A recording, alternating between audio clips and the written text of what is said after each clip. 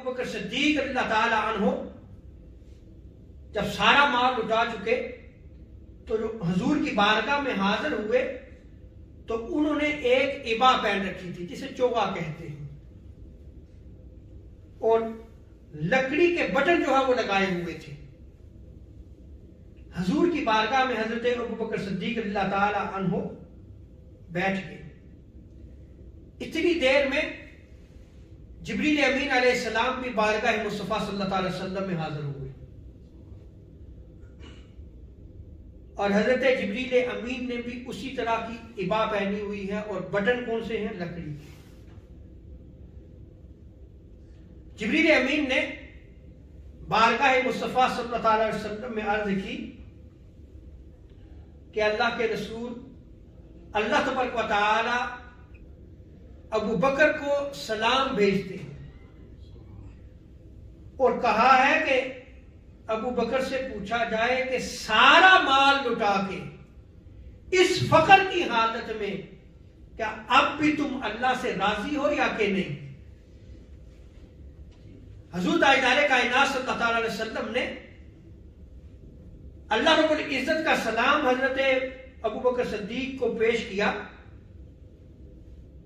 اور حضور تاجدار انبیاء صلی اللہ علیہ وسلم نے پوچھا کہ اللہ تبارک و تعالی یہ فرماتا ہے کہ اے ابو بکر کیا اس فقر کی حالت میں کہ سب کچھ لٹا دیا ہے، کیا آپ بھی راضی ہو کہ یہ نہیں راضی؟ تو حضرت ابو بکر صدیق رضی اللہ تعالی عنہ وجد میں آ گئے۔ وجد میں آ کے عرض کرنے لگے، انا عن ربی راض، انا عن ربی راض، انا عن ربی راض۔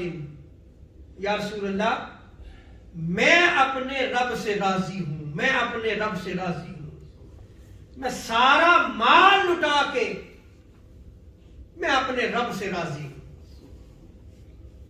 تو آپ یہ دیکھیں کہ حضرت ابو بکر صدیق رضی اللہ تعالی عنہ یعنی رضا کے کس مقام پہ فائز تھے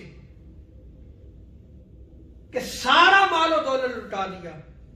پوچھا گیا گھر والوں کے لیے کیا چھوڑ کے آئے ہو؟ عرض کرنے لگے کہ گھر والوں کے لیے تو صرف اللہ اور اس کا رسول ہے، کچھ بھی نہیں چھوڑا۔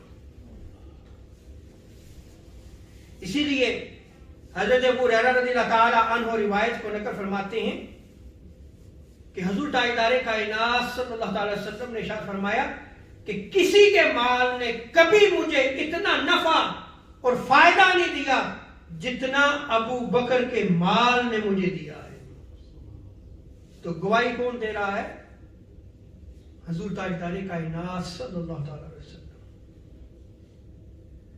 اور جب آقا علیہ السلام نے یہ ارشاد فرمایا تو حضرت ابو بکر صدیق رضی اللہ تعالی عنہ زار و قطار رو پڑے، رونا شروع کر دیا، اور بارگاہ مصطفیٰ صلی اللہ علیہ وسلم میں عرض کرنے لگے، حل انا ومالی الا لک یا رسول اللہ، یا رسول اللہ میں اور میرا مال صرف آپ کے لیے ہیں،